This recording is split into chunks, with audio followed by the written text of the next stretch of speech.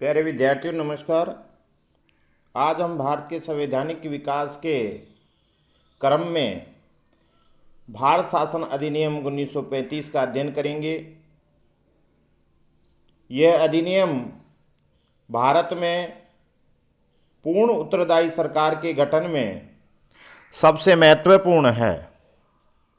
यह एक विस्तृत कानून था। इसमें 321 धाराएं तथा 10 अनुसूचियां थी। इस अधिनियम की विशेषताएं इस प्रकार है। पहली इसकी विशेषता यह है कि इसके द्वारा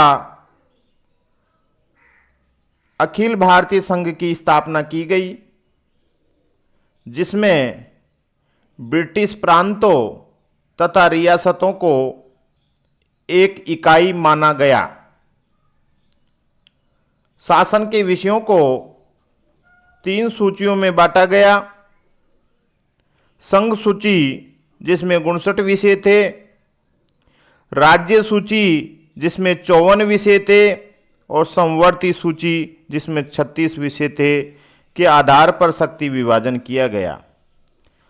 अवशिष्ट शक्तियां गवर्नर जनरल को सौंप दी गई, लेकिन ये व्यवस्था अस्तित्व में नहीं आई, क्योंकि देशी रियासतों ने संघ में सम्मिलित होने से मना कर दिया। आगे जो इसकी विशेषता है, इसने प्रांतों में द्वैध शासन व्यवस्था समाप्त कर दी।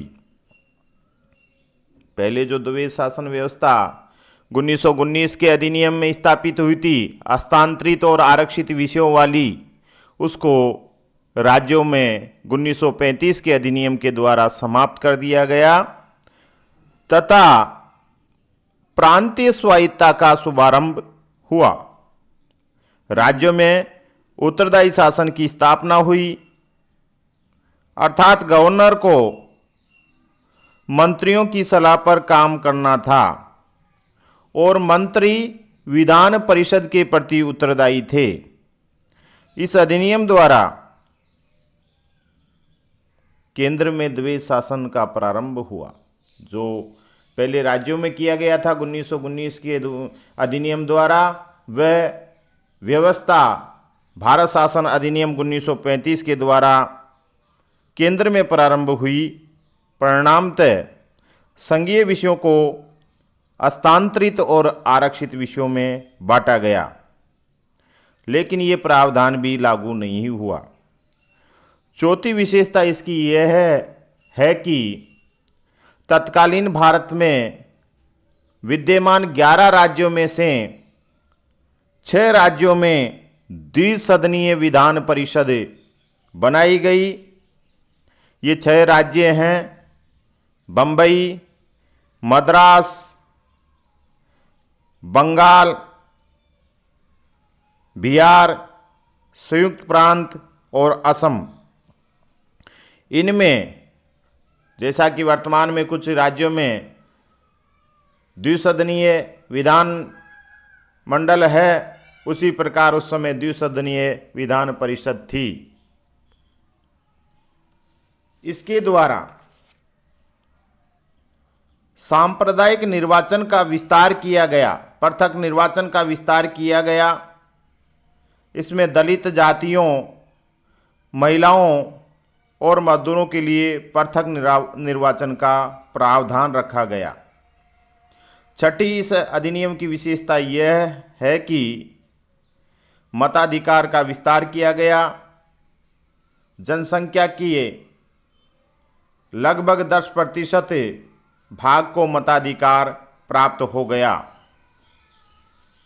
7वीं विशेषता, भारत की मुद्रा एवं साख को नियंत्रित करने के लिए आरबीआई अर्थात रिजर्व बैंक ऑफ इंडिया की स्थापना की गई। 8वीं विशेषता, इसके तहत 1937 में संघीय न्यायालय की स्थापना की गई।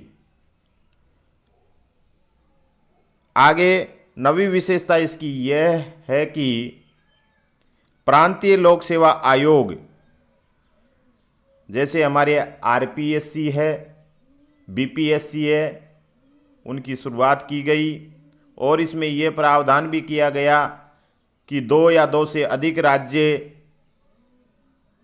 अपने लिए संयुक्त लोक सेवा आयोग की स्थापना कर सकते हैं। इस अधिनियम के द्वारा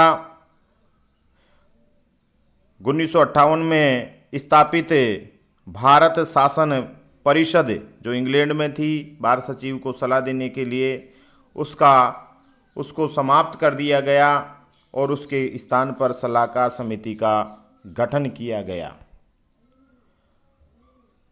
आगे के क्रम में हम भारत स्वतंत्रता अधिनियम 1947 का अध्ययन करते हैं। यह अंतिम अधिनियम था। ये भारत को स्वतंत्रता प्रदान करने के लिए ब्रिटिश संसद द्वारा पारित किया गया था। 20 फरवरी 1947 को ब्रिटिश प्रधानमंत्री क्लेमेंट एटली ने घोषणा की कि 30 जून 1947 तक भारत में सत्ता उत्तरदायी भारतीय हाथों में सौंप दी जाएगी। उत्तरदायी अर्थात जनता के द्वारा चुनी हुई सरकार को। 3 जून 1947 को गवर्नर जनरल लॉर्ड माउंटबेटन ने विभाजन योजना पेश की, जिसे माउंटबेटन योजना कहते हैं। वैसे इसे 3 जून की मन बांटन योजना भी कहते हैं, क्योंकि इन्होंने भारतीय जनमानस को 2 राज्यों में बंटने के लिए विवश किया। उनके मन में 2 राज्यों के प्रति, अलग अलग राज्यों के प्रति स्नेह उत्पन्न हुआ, इसलिए मन बांटन योजना के नाम से भी इसे जाना जाता है। इस योजना को कांग्रेस तथा मुस्लिम लीग ने स्वीकार कर लिया। इसे भारतीय स्वतंत्रता अधिनियम 1947 के रूप में बनाकर लागू किया गया। इस अधिनियम की विशेषताएं इस प्रकार है। इसके द्वारा भारत में ब्रिटिश राज को समाप्त कर 15 अगस्त 1947 को भारत को स्वतंत्र राष्ट्र घोषित कर दिया गया। अब अखंड भारत के स्थान पर 2 भाग अर्थात भारत को 2 भागों में विभाजित कर दिया गया। तीसरी विशेषता इसकी यह है कि वायसराय का पद समाप्त कर दोनों देशों में गवर्नर जनरल का पद सृजित किया गया। गवर्नर जनरल की नियुक्ति नए राष्ट्रों की कैबिनेट की सिफारिश पर ब्रिटेन के ताज को करनी थी। ये ब्रिटिश नियंत्रण से मुक्त था। चौथी विशेषता, दोनों देशों को संविधान सभाओं का गठन करने का अधिकार दिया गया।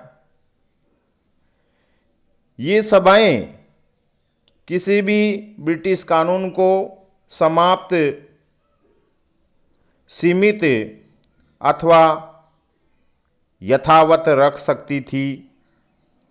पांचवी विशेषता, दोनों देशों की संविधान सभाएं संविधान निर्माण होने तक विधानसभा का कार्य कर सकती थी। अर्थात संविधान सभा के पास में 2 कार्य थे। पहला संविधान का निर्माण करना तथा तत्कालीन आवश्यकताओं के अनुसार कानून का निर्माण करना। पांचवी विशेषता, दोनों देशों की संविधान सभाएं